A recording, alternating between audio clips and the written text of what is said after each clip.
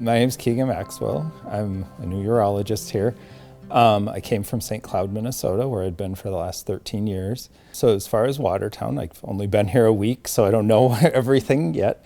But things that I've really enjoyed, people seem to just be super nice, super supportive, very making sure things work. Just random people on the street being very friendly, which is something I like about a smaller town, is being part of a community like that. Here's something kind of weird, but so I sort of decided to go into medicine because when I was between my first and second year of college, I was working at a power plant in south central Montana, we'll call it.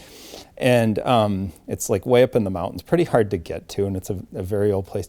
And while I was there, a guy went over the dam and over a waterfall, went into this gorge, and they're like, "Oh, you're a young guy, go find out what's going on up there." And as I'm climbing into this place, which was probably an hour trip or so, I'm like, well, what if he's hurt? What if he's alive? What if he's not alive? Like, what do I do?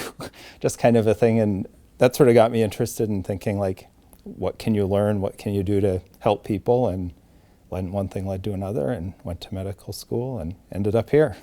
No, I mean, as far as things that I'm very interested in, I mean, I really enjoy doing some of the laparoscopic surgeries and minimally invasive surgeries. They're technically more difficult, but the benefits are really big, and I'm always excited when we can use those skills to help someone. Yeah, urology basically involves all of the urinary tract as well as the male genital tract and reproductive tract. And urologists deal with all of those issues. There's many subspecialties where people specialize in different parts. But basically a lot of conditions of the kidney, tumors, blockage, stones, things like that. Conditions of the bladder, which there can be functional issues like peeing all the time or having a hard time peeing or urgently needing to go to the bathroom, or other more serious conditions, things like cancer of the bladder, things like that. And then conditions of the prostate, which I think is what a lot of people think urology is, and that obviously is a big part of our practice.